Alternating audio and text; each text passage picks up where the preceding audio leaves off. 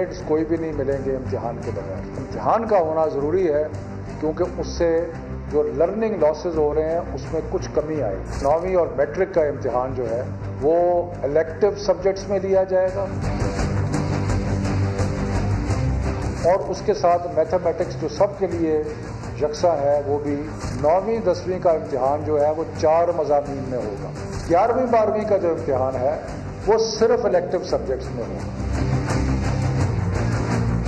बच्चों के जायज़ मुतालबा जो थे उनको मद्देनज़र रख के जो फैसले किए, मज़ामीन कम कर दिए हैं, डेट शीट को आगे कर दिया है, डेट शीट में वक्फा जो है उसको बढ़ा दिया गया है, फैसले में कोई तब्दीली नहीं होगी। कैम्ब्रिज का इम्तिहान आया, एकदम बीमारी में शिद्दत बेपनाह इजाफा हुआ, लेकिन फिर भी हमने जो A2 था उसका एग्जाम लिया और उसके बाद जो O लेवल के बच्चे हैं उनके लिए कैम्ब्रिज ने फैसला किया है कि वो एक स्पेशल एग्जाम जुलाई में लेंगे।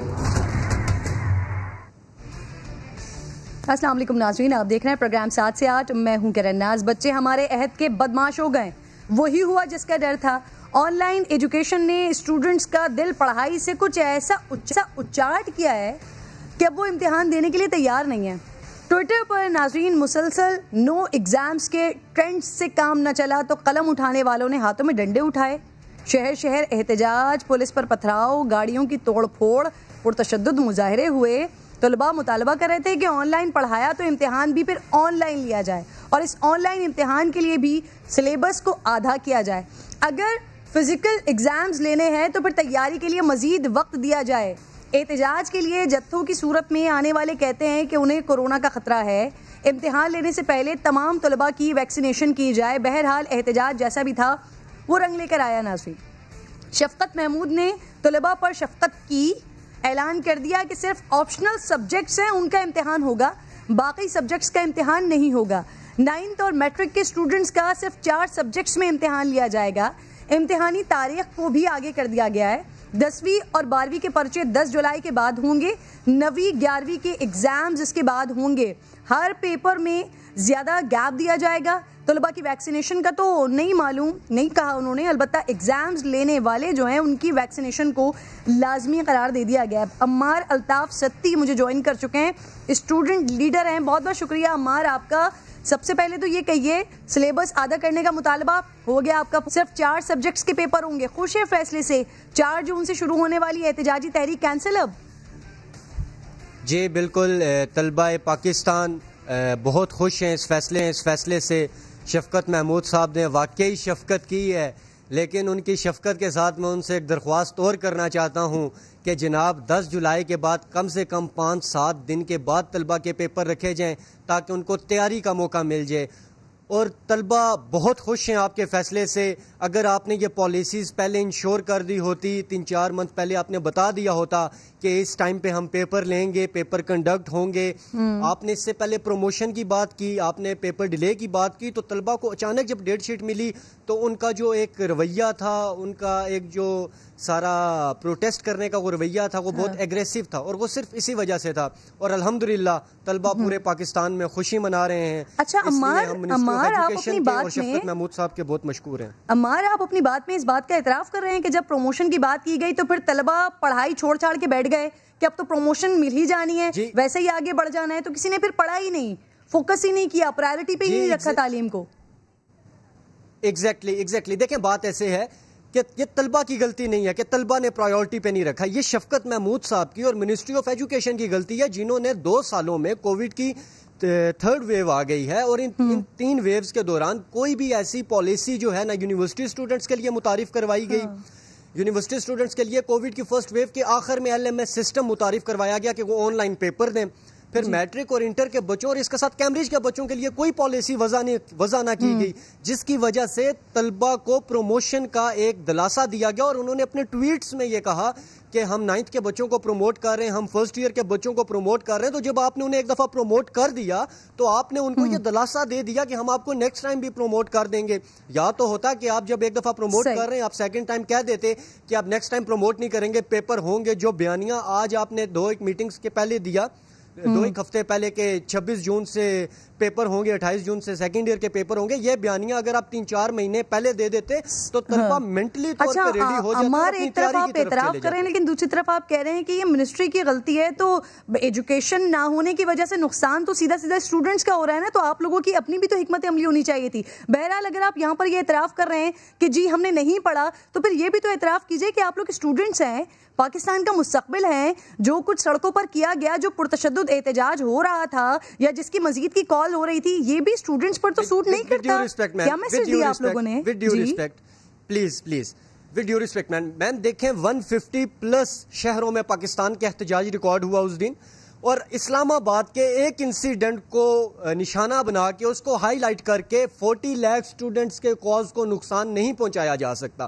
پہلی بات بہت کلیئرلی یہ کہوں گا. دوسری بات, طلبہ تنظیموں پر لگی پابندی, اگر وہ پابندی نہ لگی ہوتی تو ان اسٹوڈنٹس کی شعوری اور سیاسی تربیت کی جاتی, ان کو بتایا جاتا کہ پروٹیسٹ کیسے کیا جاتا ہے. جب یہ طلبہ تھرو میڈیا یہ دیکھیں گے کہ ملک کا وزیر اعظم عمران خان PTI کی عمارت پہ حملے کی بات کرتا ہے, جب یہ دیکھیں گے کہ گلو بٹ لاہور میں وزیر داخلہ شہباز سیاست پر آ گئے, سیاست نہ کریں, آپ اسٹوڈنٹ ہیں, سیکھیں گے, آپ اسٹوڈنٹ ہیں, آپ اپنا مدعا بیان کریں. طلبہ وہ طالب علم نہیں تھے, جتھا تھا جنہوں نے یہ کام کیا, صرف ان کی وجہ سے 40 لاکھ سٹوڈنٹس کو نشانہ مت بنایا جائے. ٹھیک ہے, بالکل صحیح ہے, بالکل صحیح ہے کہ جو 40 لاکھ سٹوڈنٹس کا مطالبہ ہے اس کو ایک انسیڈنٹ کی وجہ سے ہم اس کو پشت پر نہیں ڈال سکتے, لیکن یہ بتائیے کہ جن لوگوں نے یہ کیا ان کو گرفتار ہونا چاہیے.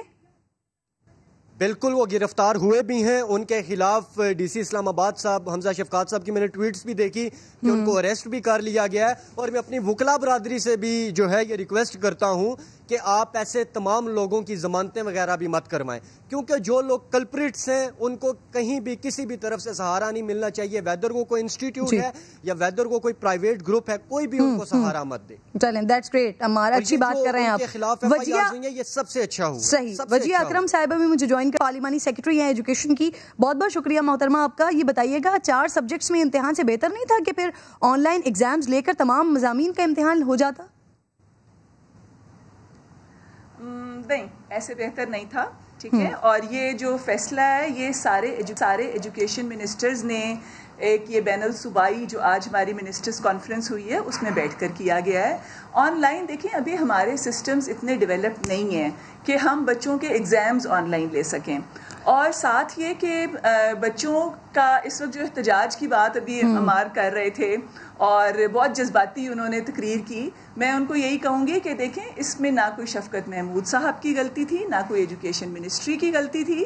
یہ چیز یونینیمسلی سارے education ministers, NCOC, health minister سب نے مل کر, کوئی فیصلہ آئسولیشن میں نہیں ہوا بلکہ ایک یونینیمس سب کا ڈیسیژن تھا کہ ایگزامز کے بغیر بچوں کو نیکسٹ کلاسز میں پروموٹ نہیں کیا جائے گا, کیونکہ یہ ان کی اپنی آنے والی زندگی کے لیے, ان کے فیوچر کے لیے, انہوں نے جو آگے جس پروفیشنل زندگی میں جانا ہے اس کے لیے یہ ان کے لیے بہتر نہیں ہے.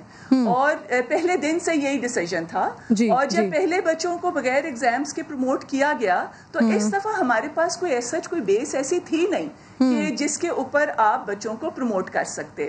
اور دوسرے یہ کہ دیکھیں جس طرح سے بچوں کو فیسیلیٹیٹ کیا جا سکتا ہے وہ میں آپ کو بتاؤں کہ ایک تو 60% ریڈیوس سلیبس ہوگا جس پہ بچوں کو پڑھایا گیا اور اسی میں سے آپ ایگزام لیا جائے گا. اس کے بعد یہ کہ جو پریکٹیکل ایگزامز ہیں وہ نہیں ہوں گے, اور یہ 3 سبجیکٹس جو الیکٹیو ہیں اور اس کے ساتھ میتھس 9th 10th کے لیے اور 11th 12th کے لیے FAC کے لیے ان کے 3 الیکٹیو سبجیکٹس, یہ وہ سبجیکٹس ہیں جو ان کے لیے آگے ان کے مستقبل کا میڈم آپ اپنی بات کو یہاں سے کنٹینیو کر لیجیے گا, لیکن آپ کی بات سے میں ایک سوال کرنا چاہتی ہوں. 60% والا جو بات ہے, یہ 4 سبجیکٹس کے ایگزامز ہو رہے ہیں, تو جب فی پوری لی گئی ہے پورا سال, تو پھر یہ 60% کورس آدھا کیوں پڑھایا گیا اور ایگزام بھی پھر آدھا ہی کیوں ہو رہا ہے؟ یہ تو پھر فی بھی ریڈیوس ہوتی. دیکھیں جس طرح کے حالات گلوبلی اس پینڈیمک کے تھے اس کے اندر یہ تو نہیں کیا جا سکتا نا کہ ایک صفحہ پڑھایا تو اس کے پیسے اتنے ہیں اور 4 صفحے پڑھائیں گے تو اس کے پیسے اتنے ہیں, تو یہ تو بڑی ایبسرڈ سی بات ہے.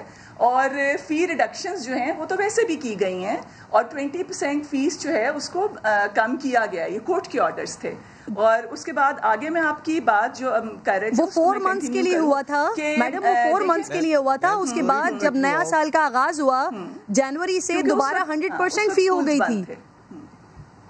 اس کے بعد پھر شاید 20 days کے لیے ہارڈلی اسکول کھلے, اور اس کے فوراً بعد دوبارہ جب اسکول بند ہو گئے, کووڈ کی 2nd wave 3rd wave, یہ تمام میں 100% فی دے رہے ہیں پیرنٹس, اور اسکولز بند ہیں, کالجز بند ہیں. لی گئی ہے, اور فیس کے ساتھ میم ایکسٹرا چارجز جس میں transport charges, lab charges, electricity charges, یہ چارجز بھی انسٹیٹیوٹس کی طرف سے لیے گئے. اور جو کووڈ کی فرسٹ لیئر میں فیس ایگزمپٹ کی گئی وہ صرف جو ہے وہ 5% بھی نہیں. ٹھیک ہے, ہمارے بات پہ رسپونڈ کرنے دیجیے پلیز. میں نے بھی اس میں سے ایگزمپشن لی تھی, اور وہ 5%. وجیہ صاحبہ کو اس پہ رسپونڈ کرنے دیں. جی جی جی جی میم, میں اجازت ہو تو ایک چیز ایڈ کرنا چاہتا ہوں.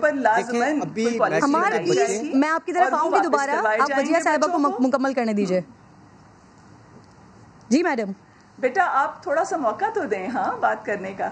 اچھا, میں آپ سے یہ کہہ رہی ہوں کہ جس وقت سکولز میں یہ فیس جو ہے وہ 20% کم کی گئی, اس کے بعد دیکھیں آن لائن کلاسز بھی جاری تھیں, ٹیچرز کو سیلریز بھی مل رہی تھیں. وہ سارا ایک سسٹم چلانے کے لیے جو ایک بیئر منیمم ہے وہ تو یہ ضروری تھا نا.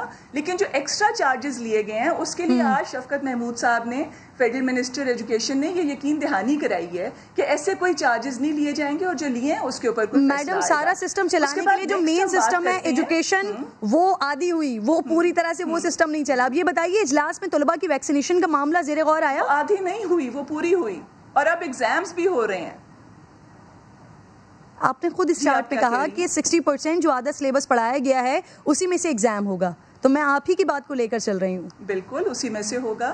ہاں 60% بچوں کی آسانی کے لیے, ٹھیک ہے, ان کو ٹائم بھی اتنا دیا گیا, آن لائن سسٹم سارا ڈیولپ کیا گیا. اور اس کے بعد آپ یہ دیکھیں کہ انہی بچوں کی ان کو فیسیلیٹیٹ کرنے کے لیے اگر ایگزامز آگے کیے گئے ہیں تاکہ وہ اس وقت کے اندر وہ تیاری کر سکیں. تیاری کرنے کے بعد ساتھ ساتھ یہ بھی خیال رکھا گیا کہ جو آپ کے بچوں کے پروفیشنل جو ٹیسٹ جو ہوتے ہیں جیسے ایم کیٹ ہے, ای کیٹ ہے, ایچ ای سی کی یونیورسٹیز کے انٹرنس ٹیسٹ ہیں, ان کو بھی اس لحاظ سے یونیورسٹیز کو کہا گیا کہ وہ بچوں کو فیسیلیٹیٹ کریں. ٹھیک ہے وجیہ اکرم صاحبہ, بہت بہت شکریہ, بہت بہت شکریہ. عمار آپ کا بہت شکریہ. آپ سارے یعنی اسٹوڈنٹس اب احتجاج نہیں کریں گے, جو مطالبات کیے جا رہے تھے اب فیصلہ ہو گیا ہے, اس طرح سے ایگزامز ہو گئے. لیکن میں بار بار یہ سوچ رہی ہوں کہ 1.5-2 سال کا وقت ہو گیا ہے, اب تک ہم سسٹم کے ساتھ امیون کیوں نہیں ہو پائے؟ کیوں نہ طلباء کی طرف سے کوئی تیاری کی گئی اور نہ ہی منسٹری کی جانب سے کوئی تیاری کی گئی؟ بہرحال آگے بڑھ رہے ہیں. جی کچھ عرصہ قبل 480 سے 500 روپے فی کلو ملنے والا مرغی کا گوشت اب 360 سے 400 روپے فی کلو ہو چکا ہے. چوزا مہنگا ہے, فیڈ مہنگی ہے, یہ کہہ کر مہنگی مرغی بیچنے والوں نے اچانک قیمتوں میں اتنی بڑی کمی کیوں کر دی؟ یہ اپنے اندر obviously ایک بڑا سوال ہے.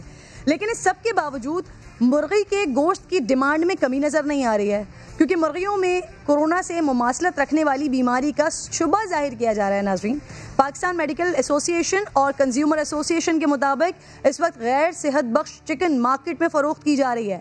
کنزیومر ایسوسی ایشن کا تو یہ بھی الزام ہے کہ کچھ دکاندار سستے نرخوں پر مردہ مرغیاں فروخت کر رہے ہیں, کیونکہ یہ جو کوریزا نامی بیماری ہے اس سے متاثرہ مرغی ایک دم نڈھال ہوتی ہے, ایک ہی جگہ پر پڑے پڑے وہ مر جاتی ہے, اور پھر یہ مردہ مرغیاں آگے فروخت کر دی جاتی ہیں. پاکستان پولٹری ایسوسی ایشن کے مطابق یہ کوریزا نہیں, یہ نیو کیسل نامی بیماری ہے جو اس سے پہلے بھی سامنے آتی رہی ہے, اور اب صورتحال میں کافی بہتری بھی آ گئی ہے.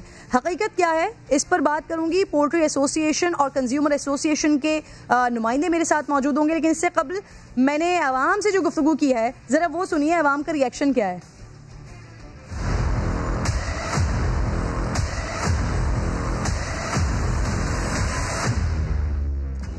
مجھے زیادہ سے زیادہ جو پرائزز نظر آ رہے ہیں نا وہ 300 سے اوپر نہیں ہے, 260 روپے تک کا مجھے بورڈ نظر آ رہا ہے, اس سے زیادہ کچھ نہیں نظر آ رہا ہے. یہ دیکھیے اس پر بھی یہ والا جو بورڈ لگا ہوا ہے اس پر بھی 260 لکھا ہوا ہے, اس پر بھی 260 لکھا ہوا ہے, اور کمشنر کی جو لسٹ ہے وہ بھی میں آپ لوگوں کو دکھا رہی ہوں, وہ تو 214 روپے کی ہے. لیکن بگ مرغی جو ہے وہ 480, 500, 300, 350 کی رہی ہے. السلام علیکم بھائی. جی وعلیکم السلام. کتنے کی بک رہی ہے مرغی؟ مرغی بیچ رہے ہیں 360 روپے کلو. بھائی رش نہیں ہے آپ کی دکان پہ, کیا بات ہے؟ ہمارے پاس کام سلو ہے, آرڈر کا کام ہوتا ہے ہمارے پاس. کیوں سلو؟ ریٹ کی وجہ سے. اس کی وجہ سے؟ ریٹ کی وجہ سے. کتنے کی بیچ رہے ہیں مرغی؟ 400 روپے کلو. یہ ایک اور شاپ ہے جی مرغی کی, اور یہاں پر بھی مجھے دکھائی دے رہا ہے کہ صرف اور صرف شاپ کیپرز موجود ہیں اور گاہک کوئی بھی نہیں ہے. کہیں پر 400 روپے, کہیں 380 روپے. آپ 300 کا کیوں بیچ رہے ہیں؟ 300 کا جب ہمیں چیز ملے گی سستے میں تو. کیا کہہ رہے ہو؟ چیز سستا ملے گا تو سستا دیں گے. ایک بھائی یہاں پہ ساتھ موجود ہیں. السلام علیکم. وعلیکم السلام. بھائی مرغی خرید رہے ہیں؟ جی. کتنے کی لے رہے ہیں؟ پتہ نہیں, ابھی یہ 400 بتا رہا ہے مکس مرغی. 400 بتا رہے ہیں, مجھے تو 300 بتا رہے تھے. جھوٹ کہہ رہے ہیں. 400 روپے بتایا آپ کو بھی. السلام علیکم بھائی, یہ مرغی کیوں نہیں خرید رہے ہیں آج کل لوگ؟ مرغی کا آج کل وہ واٹس ایپ پہ بھی اور ٹی وی پہ بھی بتا رہے ہیں کہ اس میں کوئی وائرس آیا ہوا ہے. اچھا, کون سا وائرس ہے؟ عجیب سا کوئی نام بتا رہے ہیں اس کا, کوریزا. ایسے ہی سنا ہے میں نے کچھ. اس کی وجہ سے لوگ ڈرے ہوئے نہیں لے رہے. عید والے دن 530 روپے پر کے جی یہ لوگ لے رہے تھے, اور ابھی بھی 450 سے نیچے یہ آئے نہیں رہے. جبکہ آپ بیف لینے چلی جائیں وہ 700-800 روپے کلو, تو لوگ پھر ظاہری بات ہے بیف پہ ترجیح دیتے ہیں. چکن میں وائرس بھی آیا ہوا ہے. مسئلہ کیا ہوا ہے, کیوں نہیں خرید رہے مرغی؟ نہیں خریدے, وائرس آیا ہوا ہے. تو غریب آدمی تو یہ سوچے گا مرنا تو ہے ایک نہ ایک دن, تو سستا کیوں نہیں لے لیں. اب گوشت مطلب جو ہے 800 روپے کلو ہے, مرغی کا گوشت 350-400 روپے کلو ہے. آمدنی ہے نہیں, کیا کریں. ادھر یہ لاک ڈاؤن والے نے ستیہ ناش کیا ہوا ہے. کل ایک رپورٹ آئی تھی کہ چائنا میں برڈ فلو کا پہلا وومین پیشنٹ آیا ہے, تو اس وجہ سے لوگوں نے کم کر دیا مرغی لینا. چائنا میں آیا تو اس لیے فوراً پاکستان میں لوگوں نے ریٹ بھی نیچے کیا اور مرغی کھانا بھی بند کیا. مرغی کھانا کم کیے تو اس لیے ریٹ نیچے آیا نا. سال میں 300 کا لگے گا کلو, 370 روپے کا مرغی, آج 420 روپے مرغی ہے. ایسے پھر بڑھ گئے ایک دن, ایسے ایک دن میں بڑھا دیے انہوں نے. ابھی 420 روپے کے میں کلو لے کے جاؤں, کل 370 روپے کا داڑے. ایسا ہو کیوں رہا ہے؟ پرائسز اوپر نیچے کیوں ہو رہے ہیں, قیمتیں کم زیادہ کیوں؟ کہتے ہیں کورونا کی وجہ سے مہنگائی ہو گئی ہے. بھی اگر مارکیٹ کھل جائے تو پھر 500-600 پہ جائے گی. فیڈ اور چوزا مہنگا ہو جائے گا. پھر فیڈ چوزا مہنگا ہو جائے گا. ابھی تو جو تھا نا بک ہی نہیں نا, نہیں آگے جا ہی نہیں رہی, مارکیٹ ہی بند ہے. بیماری تو ہر ٹائم ہے اس کے اندر, ہر وقت ہر ٹائم بیماری ہے اس کے اندر, ہر ٹائم بیماری ہے. اس کے ویکسین ہوتی ہے ان کی ہر ہفتے. اس میں بیماری رہتی ہے برائلر میں. جب سے کنٹرول آیا اس میں سب سے زیادہ بیماری ہے. پہلے مرغی تیار ہوتی تھی 70-80 دن کے اندر, اب تیار ہوتی ہے 30-28-25 دن کے اندر. اب آپ دیکھیں نا اس کو کیا ڈال رہے ہیں وہ لوگ. پیسے ویسے کم ہوئے ہیں اس کے, وہ کسی بیماری کی وجہ سے نہیں کم ہوئے. یہ ابھی میرا خیال میں یہ جو میڈیا پہ چل رہا ہے, لوگوں کو افواہیں چل رہی ہیں کہ بھائی مرغی میں یہ آ گیا, اس وجہ لوگوں نے تھوڑا کھانا چھوڑ دیا ہے, یہ افواہوں کی وجہ سے.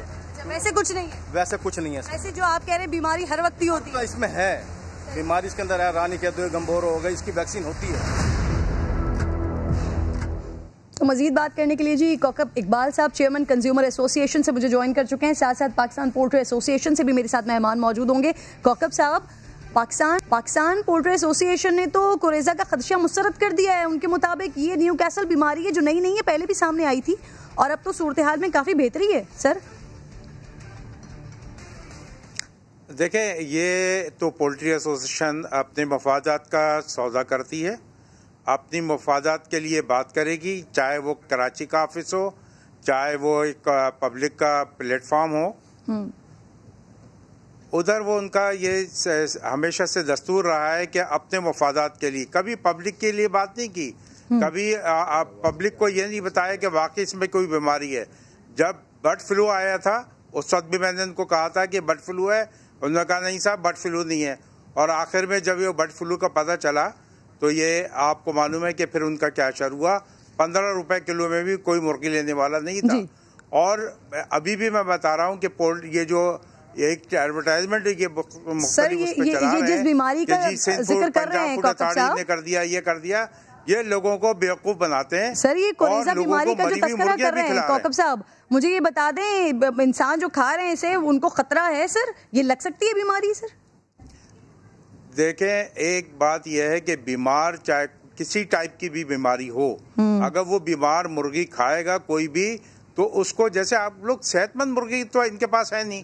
ابھی آپ نے دیکھا ایک ویڈیو وائرل ہوئی پنجاب کی, جس میں وہ 5-6 گاڑیاں لے کے کھڑا ہوا ہے پنجاب میں, اور آواز لگا کے بیچ رہا ہے کہ جی مری ہوئی مرغی کو 5 روپے, وہ 100 روپے مرغی, 100 روپے مرغی, اور اس پہ بھی وہ مری مرغی. ایک اور جگہ آپ نے دیکھا ویڈیو وائرل ہوئی جس میں وہ تول کے بیچ رہا ہے, اور وہ جو ہے وہ مری مرغیاں اپنی بوریوں میں سے نکال کے وہ تول کے بیچ رہا ہے. یہ ساری ویڈیو ہیں. یہ ان سے پوچھے ہیں پولٹری ایسوسیشن سے کہ یہ تلف کہاں کر رہے ہیں, جو بیمار مرغیاں مر جاتی ہیں ان کو یہ تلف کہاں کرتے ہیں, کس گڈھے میں دفنا ہے, کوئی ویڈیو ہے ان کے پاس؟ یہ سب جو ہے میں نے 20 سال پہلے بھی کہا تھا کہ بالکل یہ پوچھوں گی, جو 1400 کلو کو تلف کیا گیا ہے نا, وہ میں ان سے ضرور پوچھوں گی. مجھے بتائیے, کہا جا رہا ہے کہ کوریزا سے مرغیوں کی حالت کورونا کے مریض کی طرح ہو جاتی ہے. سر یہ بات درست ہے, اور یہ صرف پاکستان میں ہی پھیلی ہے یا دیگر ممالک میں بھی موجود ہے یہ بیماری؟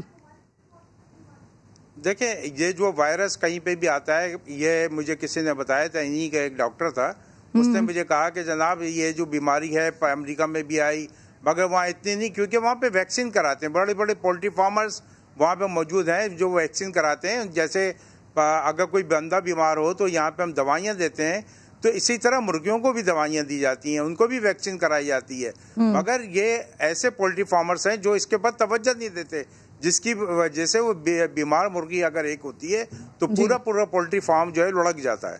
صحیح. معروف صدیقی صاحب, خوش آمدید کہوں گی سر آپ کو. آپ کے توسط سے, آپ کے چینل کے توسط سے ابھی بھی لوگوں کو میں بتاتا چلوں کہ یہ بیماری آتی اس لیے ہے کہ قدرتی آفات اس وقت آتی ہیں جب یہ منافع خوری کرتے ہیں, اور یہ جائز منافع نہیں کرتے, جس کی وجہ سے یہ اتنی بڑی بیماری ہمیشہ پہلے بھی آئی اور ابھی بھی آئی. تو یہ بیماری کی وجوہات جو ہے اس کا بیک گراؤنڈ یہ ہے. اور میں آپ کے چینل کے توسط سے بالکل ٹھیک ہے سر, آپ کی بات کیا جواب میں لے لیتی ہوں. مجھے موقع دیجیے سر, معروف صدیقی صاحب بھی ہیں, ان کا جواب بھی لینے دیجیے. سر, پاکستان میڈیکل ایسوسی ایشن اور کنزیومر ایسوسی ایشن تو سر اس بیماری کو کوریزا وائرس کہہ رہے ہیں, عوام میں بھی اس سے مختلف رائے ہے. سر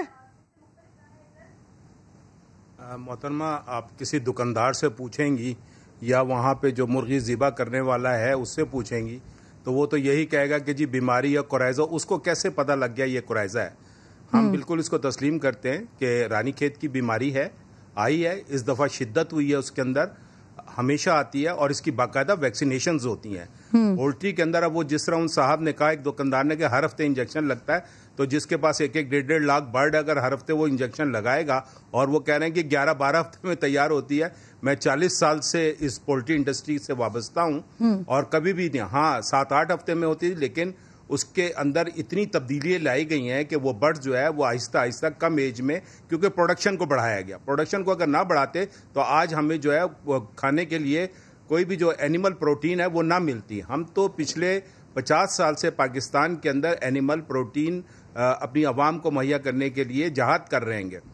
بیماریاں بالکل آتی ہیں, میں یہ نہیں کہتا ہوں بیماریاں آتی ہیں. Control house farming, international standard کی فارمنگ ہمارے یہاں ہو رہی ہے, اور یہ بیماری آتی رہتی ہیں, جیسے انسانوں میں آتی ہیں, ہر جاندار چیز میں آتی ہیں. جی اچھا سر, اس کو قابو میں کسی حد تک وہ قابو میں آ گئی ہیں. اب پرابلم کم سے کم ہو رہی ہے, لیکن دیکھیں ہر چیز کی قیمت بڑھ رہی ہے, ہر چیز کی قیمت بڑھ رہی ہے. معروف صاحب, میں اسی بات پر آ رہی تھی معروف صاحب, ابھی رمضان میں اور عید کے دنوں میں. سر سوال لے لیجئے, آپ جواب ساتھ ساتھ دے دیجئے گا. 520-720 روپے تک کی ملی ہے مرغی, پھر اس کے بعد قیمتیں کم ہو گئی. اب سر وہی مرغی 260 اور 300 روپے میں ملنے والی ہے, اچانک پھر اس کی قیمت بڑھ گئی. یہ 480 اور 500 روپے کی ہو کیسے جاتی ہے سر؟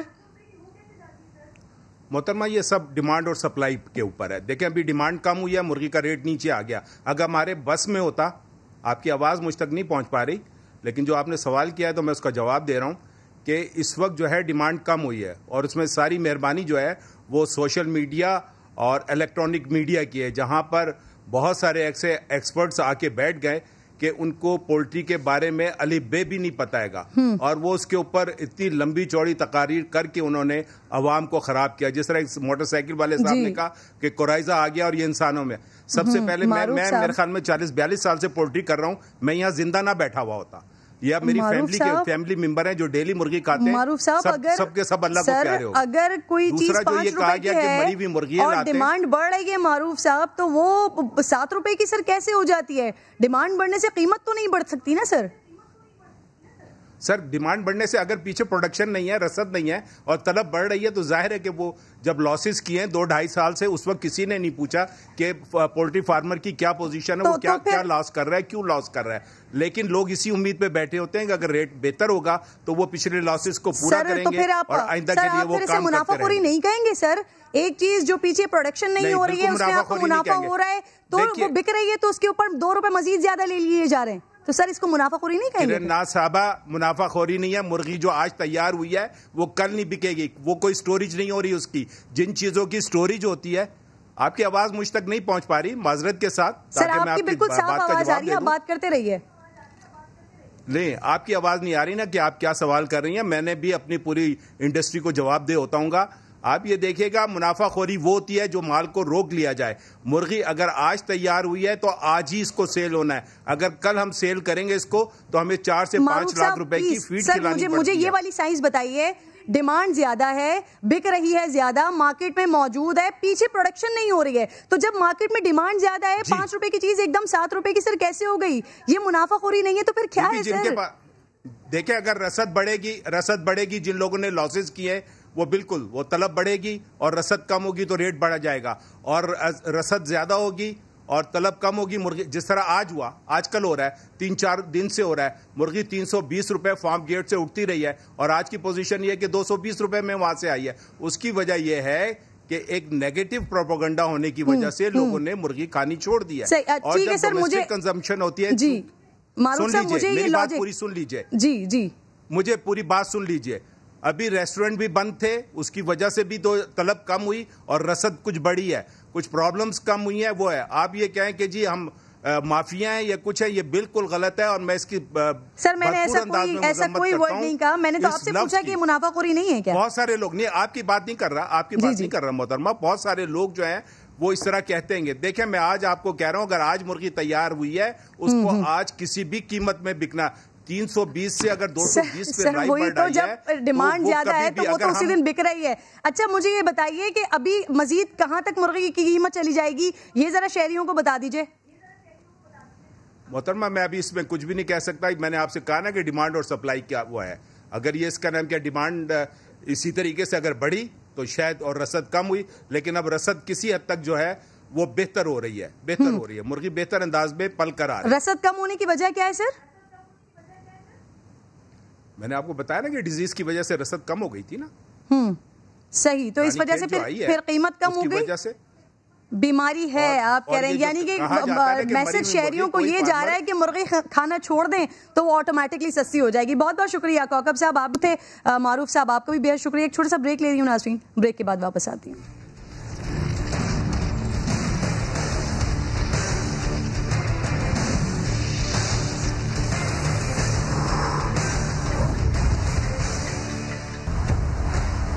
معیشت کا بیڑا غرق کر دیا ہے. 2.5 سال کے قلیل عرصے میں 50 لاکھ پاکستانی اور بے روزگار ہو گئے. حکومت کے ایک وزیر نے حکم سرزد کیا تھا کہ معیشت کی جو گروتھ ہے 3 تک بھی نہیں پہنچا ہے, انہوں نے 4 دکھایا نمبر. تو اس کا مطلب ہے کہ معیشت نہیں چل رہی, معیشت کے اندر گراوٹ آ گئی ہے, معیشت کے اندر تنزلی آ گئی ہے. جتنا خسارہ عمران خان نے اس ملک میں کیا, اس کی پاکستان کی تاریخ میں مثال نہیں ملتی. اتنا زیادہ اس قوم کو مقروض کیا ہے, یہ عوام کو سکون نہیں لینے دیں گے. روزگار ختم کریں عمران خان نے جو اس قوم کو مقروض کرا, اس کے بعد عمران خان کے پاس کوئی جواز نہیں ہے ووٹ مانگنے کا. اس سوچی سمجھی اسکیم کے تحت اس معیشت کو ڈبا رہے ہیں. معیشت خراب ہے جی, بیڑا غرق ہو گیا ہے, تباہ برباد ہو گیا ہے. اس حکومت نے سب تباہ برباد کر دیا.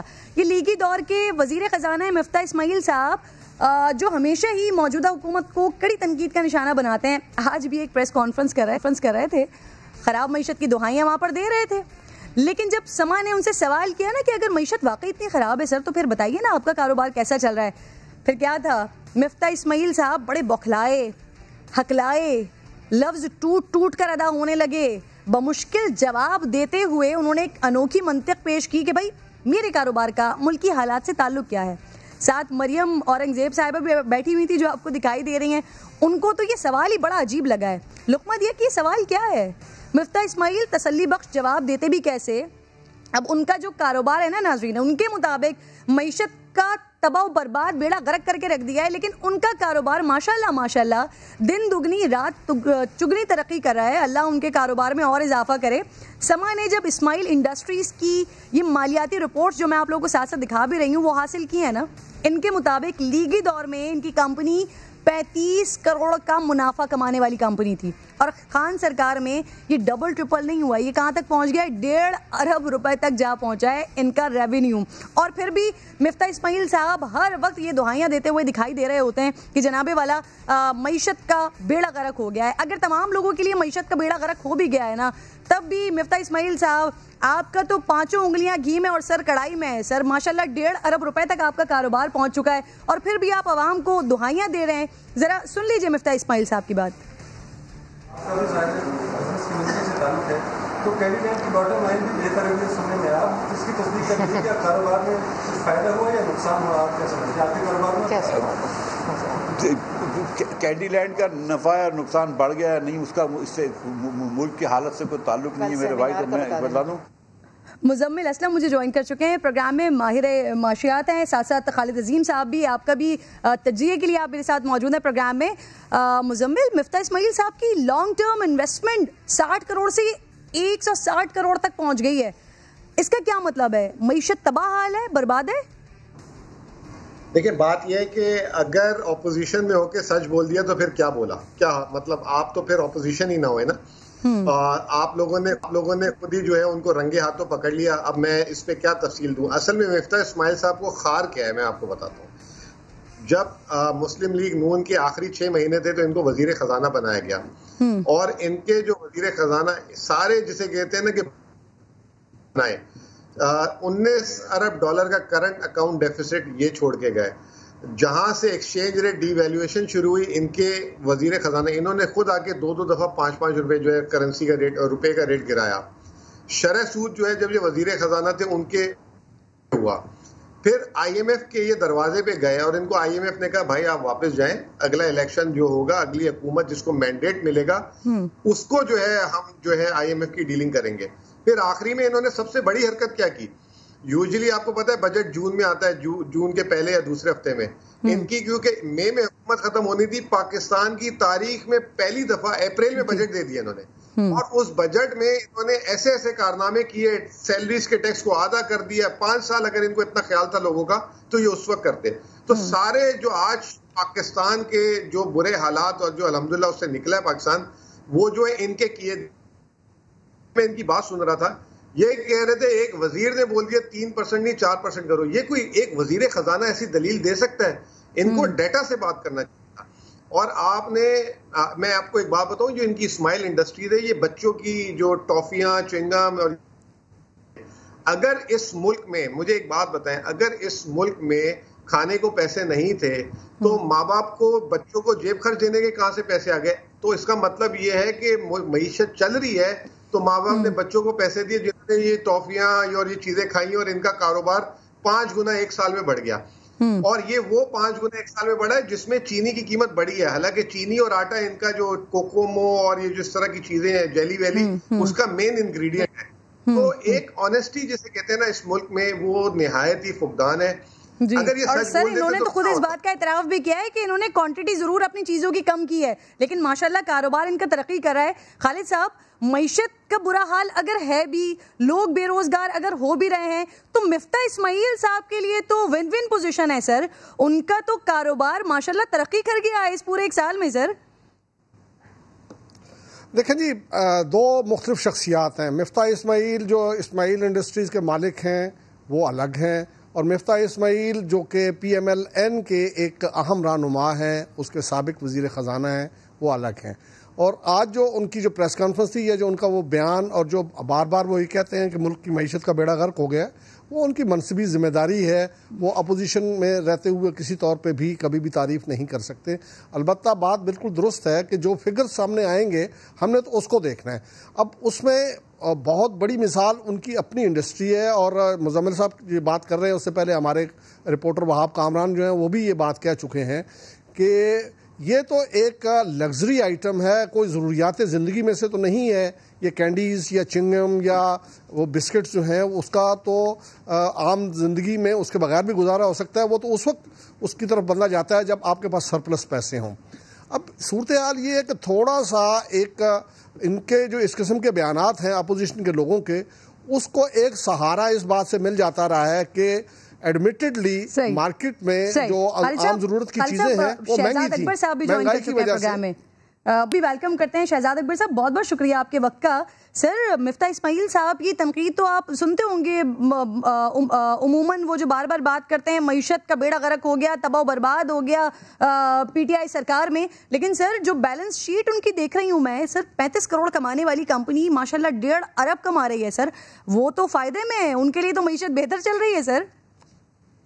جی شکریہ۔ دیکھیے بات اصل میں یہ ہے کہ اپوزیشن کا تو بالکل ایک رول ہوتا ہے حکومتی پالیسیز کے اوپر اور چیزوں کے اوپر تنقید کرنے کا، اور ان کو پورا حق حاصل ہے، لیکن وہ تنقید جو ہے بلا وجہ نہیں ہونی چاہیے اور مس لیڈنگ نہیں ہونی چاہیے۔ اب تمام اشاریے یہ ظاہر کر رہے ہیں کہ پاکستان میں جی ڈی پی بھی بڑھ رہا ہے، کاروبار بھی پنپ رہے ہیں، اور اس کا ٹرکل ڈاؤن ایفیکٹ آ بھی رہا ہے اور آنے والے دنوں میں مزید آئے گا، کیونکہ جیسے ہی کاروبار میں اضافہ ہوتا ہے، دولت میں اضافہ ہوتا ہے، تو وہ نیچے تک اس کا فائدہ جاتا ہے۔ اب کاروباری حلقے تو اس کی تعریف کر رہے ہیں، خود یہ ان کا آج میں سمجھتا ہوں سمر ٹی وی نے بڑا اچھا ایک آئینہ دکھا دیا کہ آپ کا ذاتی کاروبار تو پچھلے سال کی نسبت اس سال کافی زیادہ آمدن کما رہا ہے، اور آپ کا کوئی ایسا بزنس بھی نہیں ہے جو کوئی بیسک کموڈیٹیز کا کام کرتا ہے، یہ تو ایک لیئر کا کام ہے ٹافیاں کھانا۔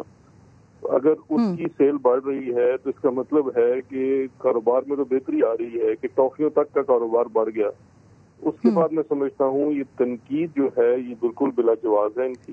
اور دوسرا میرا خیال ہے کہ اگر وہ میں دیکھ رہا تھا کہ جو پریس ٹاک کے دوران ان کی ڈائریکٹر صاحبہ بھی ان کے ساتھ بیٹھی تھی جو ان کو ڈائریکٹ کر رہی تھی کہ کیا بولنا ہے کیا نہیں بولنا، تو میرے خیال ہے اسکرپٹڈ ٹاک ضرور تھی، فیکٹس کے اوپر مبنی نہیں تھی۔ اچھا سر، معیشت بھی ہم دیکھ رہے ہیں 4% سے اب گرو کر رہی ہے، تو آپ کو لگتا ہے کہ جس طرح سے اب آبویسلی یہ اپوزیشن میں ہے تو یہ تو اس بات کی تعریف نہیں کریں گے، لیکن دیگر کاروباری حضرات ضرور اس بات کی تعریف کر رہے ہیں کہ واقعی انہوں نے 1 سال میں کام کیا ہے سر، انہوں نے منافع کمایا ہے سر؟ جی بالکل، دیکھیے جو اس میں زیادہ اہم بات ہے سمجھنے کی وہ یہ ہے کہ یہ جو اس وقت معیشت ترقی کر رہی ہے اور منافع بڑھ رہا ہے اور ان میں ان کا بھی منافع بڑا ہے، لیکن اوور آل ملک میں جو مالیاتی سچویشن ہے وہ بہتر ہوئی ہے۔ یہ ہمیں نہیں بھولنا چاہیے کہ یہ اس وقت جو ہماری گروتھ ہے یہ ڈسپائٹ دا فیکٹ کہ کووڈ ہٹ سے 3-2 ماہ ہمیں کاروبار میں بڑی کمی بھی کرنی پڑی، سیل پرچیز کم ہوئی۔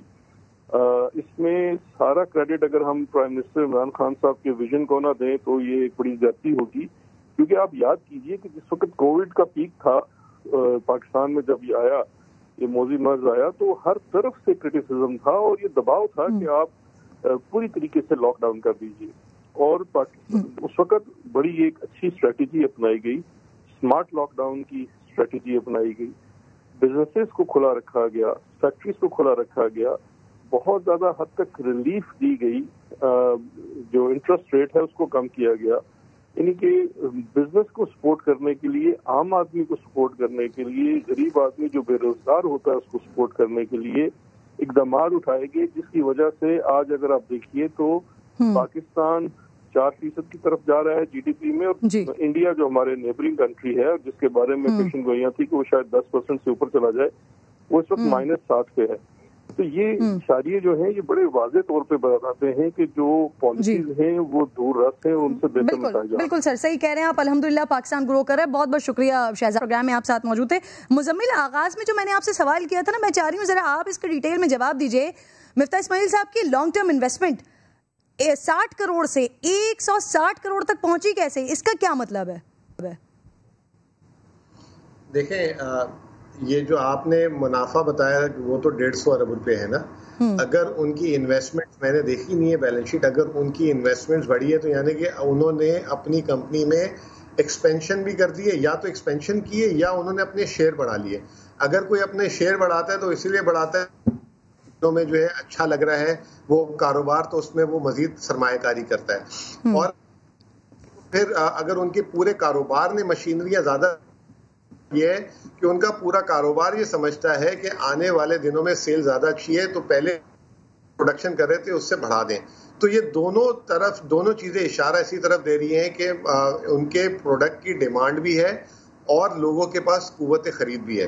دوسری بات, آپ نے ابھی ایک شہزاد اکبر صاحب سے سوال پوچھا تھا ٹیکس کا نا, معیشت اچھی چل رہی ہے کہ نہیں چلی. دیکھیں اگر معیشت اچھی نہ چل رہی ہوتی تو 1000 ارب روپے اس سال پچھلے سال کے مقابلے میں ٹیکس کیسے زیادہ ہو جائے گا. 11 مہینے میں ابھی ٹیکس کے فگر آپ کے سامنے 4170 ارب روپے آ چکے ہوئے ہیں. پچھلے پورے سال میں 3000 ہوتے, ابھی آخری مہینہ باقی ہے. ان شاء اللہ تعالیٰ یہ 4700 سے 4900 ارب روپے اس سال ٹیکس کلیکٹ ہوگا. اگر یہ 1000 ارب روپے ٹیکس کلیکٹ ہو رہے ہیں پاکستان کی تاریخ میں ایک مالی سال. چلیے سر, انویسٹمنٹس بھی کر رہے ہیں, کاروبار کو مزید وسعت بھی دے رہے ہیں, لیکن کیا کیجئے ان کی مجبوری ہے اپوزیشن میں, تو تعریف آبویسلی وہ نہیں کر سکتے. بہت بہت شکریہ, دونوں مہمان آپ ساتھ موجود تھے. ایک اور کراچی والوں کے لیے بڑا جینا حرام کر کے رکھا ہوا ہے کہ الیکٹرک نے لوڈ مینجمنٹ کے نام پر کراچی والوں کا جینا دوبر ہوا ہے. عجیب معاملہ ہے. کراچی میں تمام بڑی مارکیٹس 6 بجے ناظرین بند ہو جاتی ہیں. بجلی کی کنزمپشن پہلے کے مقابلے میں اگر میں کہوں کہ آدھی ہو گئی ہے تو پھر یہ بھی بات غلط نہیں ہے. اس کے باوجود کراچی کے ان علاقوں میں بھی بجلی بند کی جا رہی ہے جنہیں لوڈ شیڈنگ سے استثناء حاصل ہے. کہ الیکٹرک آپ کراچی والوں کو کس بات کی سزا دے رہے ہیں, سمجھ نہیں آتا. اس پر بات کرنے کے لیے فردوس شمیم نقوی صاحب میرے ساتھ موجود ہیں, رکن سندھ اسمبلی ہیں. بہت بہت شکریہ سر. کراچی کی تمام مارکیٹس بند ہو جاتی ہیں سر 6 بجے, کہ الیکٹرک کی بجلی تو بچ رہی ہوگی, پھر بھی کراچی میں لوڈ شیڈنگ کا طوفان برپا ہوا ہے سر, اور پھر انہیں کوئی پوچھنے والا نہیں ہے. بسم اللہ الرحمن الرحیم. پہلی چیز یہ ہے کہ اس سال کے مئی کا مہینہ جب آغاز ہوا تو ایک خوشخبری کراچی کو دی گئی کہ 700 میگا واٹ بجلی کا اضافہ وفاق کی گرڈ سے ہوا, اور کے الیکٹرک کا ایک پاور پلانٹ آن ہو گیا جس سے کوئی 300 میگا واٹ کا اضافہ ہوگا, 1000 میگا واٹ. کراچی کی پچھلے سال پیک گرمی میں 3700 میگا واٹ کی ڈیمانڈ تھی, اور کے الیکٹرک جو تھا 3000 میگا واٹ پیدا کر سکتا تھا. اس 1000 میگا واٹ کے بڑھ جانے کے بعد 4000 میگا واٹ ہو جاتی ہے. ہم سب نے بڑی خوشی منائی کہ یہ, اور کراچی والوں نے سکھ کا ساتھ کیا کہ اس سال جو ہے وہ لوڈ شیڈنگ نہیں ہوگی.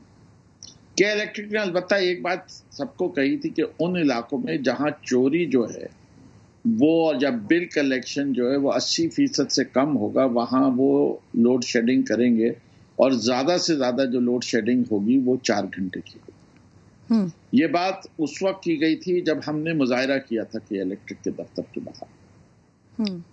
اب سمجھ میں نہیں آتا کہ نیپرا کیوں سو رہی ہے, شہر کراچی بلک رہا ہے, اور میں سمجھتا ہوں کہ کیونکہ کہ الیکٹرک وفاق کے نیچے آتی ہے تو وفاقی وزیر حماد اظہر صاحب جو کہ اس وقت انرجی کو دیکھ رہے ہیں, ان کے فوری طور پہ ہماری تکالیف کا نوٹس لینا چاہیے. یہ وعدہ خلافی کی ہے کہ الیکٹرک کی مینجمنٹ نے, اور اس کی وجوہات وہ کھل کے بیان نہیں کر رہی. اس سے کہ یہ لوڈ مینجمنٹ نہیں کہلایا جا سکتا, یہ ٹیکنیکل مینٹیننس بھی نہیں کہلائی جا سکتی جس حد تک یہ لوڈ شیڈنگ ہوگی. میں بحیثیت ایک پارلیمنٹیرین کے جو کراچی سے ووٹ جس نے لیا ہے, میں شدید احتجاج کرتا ہوں کہ الیکٹرک کے رویے کے اوپر, اور میں وفاقی وزیر حماد اظہر صاحب سے اور نیپرا کے لوگوں سے ڈیمانڈ کرتا ہوں کہ کراچی کے شہریوں کو جواب دے کر اس وقت ہمیں کیوں اس گرمی میں ظلم کا نشانہ بنایا. آپ 4 بات کر رہے ہیں سر, جہاں پر اعلانیہ لوڈ شیڈنگ ہو رہی ہے وہاں بھی 7.5 گھنٹے ہو رہی ہے, اور سر پھر تقریباً ہر دوسرے دن رات کو 1 بجے ایک میسج آ جاتا ہے لوڈ مینجمنٹ کا. سر یہ کون سی مینجمنٹ ہے جو رات 1 بجے ہی ہوتی ہے اور پھر ان علاقوں میں بھی ہو رہی ہے جو لوڈ شیڈنگ سے مستثنا ہے؟ سر میں سمجھتا ہوں یہ سچ نہیں بول رہے عوام کے ساتھ. ان کو اس وقت اپنے نئے پاور پلانٹ کو گرڈ سے کنیکٹ کرنا ہے اور پرانوں کو شٹ ڈاؤن کرنا پڑا ہے. پورٹ قاسم کے علاقے سے ان کی تقریباً 1100-1150 میگا واٹ بجلی پیدا ہوتی ہے. وہ کنیکشن دینے کے لیے یہ 1150 میگا واٹ بجلی آف لائن کی ہے انہی نے, اور انہی نے اچھی پلاننگ نہیں کی, اور نہ انہی نے متبادل کوئی انتظام کیا. دیکھیں پرابلم جو ہے وہ یہ ہے کہ پاکستان میں اس وقت بجلی کی پیداوار کھپت سے زیادہ ہے, لیکن کراچی کو ترسیل کرنے کے لیے اس بجلی کے نظام میں 1100 میگا واٹ سے بجلی زیادہ لی نہیں جا سکتی. اب اگر کے الیکٹرک کسی بھی وجوہات سے پورٹ قاسم کے علاقے سے بجلی نہیں لے پا رہی تو ایک دم سے ان کے پاس تقریباً 1400 میگا واٹ بجلی کی کمی ہو جاتی ہے. اور میں یہی سمجھتا ہوں کہ نئے پاور پلانٹ کو آن لائن لانے کے لیے ان کو یہ دشواریاں پیش آ رہی ہیں اور وہ سچ بیان نہیں کر رہے. اس سے یہ ظاہر ہوتا ہے کہ یہ کہ الیکٹرک کی مینجمنٹ نے جو جتنے بلند بار دعوے کیے تھے کہ اگر یہ 700 میگا واٹ آ جائے اور یہ فردوس صاحب آپ کے الیکٹرک کے خلاف بات کر رہے ہیں، لیکن سر کل خرم شیر زمان صاحب بھی پروگرام میں موجود تھے. بڑا حیران کیا تھا سر انہوں نے مجھے کہ الیکٹرک کی پرفارمنس بہت اچھی نظر آ رہی ہے ان کو، وہ تو لوڈ شیڈنگ کو بھی ماننے کو تیار نہیں ہے. سر کیا طریقہ انصاف کراچی میں بھی اس معاملے پر تقسیم ہو گئی ہے سر، اور وہ ہمیں اب وہ ریئیکشن بھی نظر نہیں آئے گا جو پچھلے سال تھا سر؟ دیکھیں، ہو سکتا ہے کہ خرم شیر زمان صاحب کی جو کہ الیکٹرک کے مینجمنٹ نے کوئی ان کو پریزنٹیشن دی ہو جس کی وجہ سے ان کو یہ تاثر ملا ہے کہ الیکٹرک اپنی طرف سے پورا کام کر رہی ہے. میں عوام میں رہتا ہوں اور میں جب اپنے کانسٹیٹوئنسی میں جاتا ہوں تو مجھے باقاعدہ وہ شکایتیں نظر بھی آتی ہیں اور میں نے خود دیکھا ہے کہ بجلی جا رہی ہے اور جب بجلی جاتی ہے اور اس کی وجہ سمجھ میں نہیں آتی تو وہ اس کو لوڈ شیڈنگ یا ٹیکنیکل فالٹ کہا جا سکتا ہے. ٹیکنیکل فالٹ مہینے میں 1 دفعہ ہو جاتا ہے، 2 دفعہ ہو جاتا ہے، 3 دفعہ ہو جاتا ہے، روزانہ نہیں ہوتا. تو جب کوئی چیز روزانہ ہو رہی ہو تو اس کو میری نزدیک وہ لوڈ شیڈنگ ہے. اور میں یہ سمجھتا ہوں کہ الیکٹرک کو جو میں نے دوبارہ ریپیٹ کیا، خرم کو بھی یہ چاہیے کہ وہ الیکٹرک سے ڈیلی پروڈکشن کی فگر لے اور یہ دیکھے کہ اگر بجلی پیدا ہو رہی ہے. میں یہاں ایک بات ضرور ماننے کو تیار ہوتا ہوں کہ الیکٹرک نے جتنی کوشش کر کے یہ دونوں پاور پلانٹس کو آن لائن لا رہے ہیں مئی میں اور اگست کے اندر، اور جو تعاون انہیں نے لائنز کے بچھانے اور کنیکٹ کرنے میں کیا ہے وہ قابل، ہر چیز میں میں برائی کرنے پہ یقین نہیں رکھتا. جو وہ اچھا کام کریں گے اس کی تعریف بھی کرنے کو تیار ہوں. اس وقت بھی کہ الیکٹرک پاکستان کی ڈسٹریبیوشن کمپنیز میں کلائنٹ ڈیلنگ میں سب سے بہتر ہے جی، لیکن کراچی کا شہری سب سے زیادہ پیسے بھی دے رہا ہے. وہ کوئی یہ وہ یوٹیلیٹی ہے جس کے اندر ریکوری آف بل سب سے بہتر ہے ڈسکو کمپنی، تو اس کے عوض کیا کراچی کو یہ سزا ملنی چاہیے؟ یہ ممکن نہیں. صحیح. فردوس شکریہ سر، سادہ آپ موجود تھے، لیکن اس وقت کے الیکٹرک نے جو حال کر کے رکھا ہوا ہے شہر میں، بہت ضروری ہے کہ ان سے سختی سے ہی نپٹا جائے. جس طرح کی وعدہ خلافیاں کیا، اگر حکومتی لوگ ہی ان کے کام کی تعریفیں کریں گے تو پھر تو ان کو دیکھنے اور پوچھنے والا کوئی نہیں ہوگا، اور پھر کراچی کے عوام اللہ کے رحم و کرم پر ہوں گے. کل انشاءاللہ آپ سے ملاقات ہوگی. اپنا خیال رکھیے. اللہ نگہبان.